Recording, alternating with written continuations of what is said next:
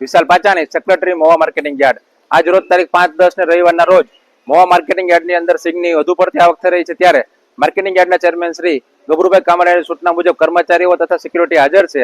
રવિવારનો દિવસ હોવા છતાં તમામ કર્મચારીઓ ખડે પગે હાજર રહીને વ્યવસ્થાની અંદર ભાગરૂપ થયેલ છે.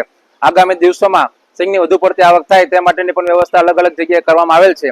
નવો જે શેડ બની ગયેલ છે ત્યાં પણ વ્યવસ્થા કરવામાં આવેલ છે. આમ શેડની અંદર કુલ અંદાજિત 30,000 ગુણી જેટલી મગફળીની ગુણી સમાઈ શકે તે માટેની સમગ્ર મહુવા યાર્ડની અંદર વ્યવસ્થા કરેલ છે.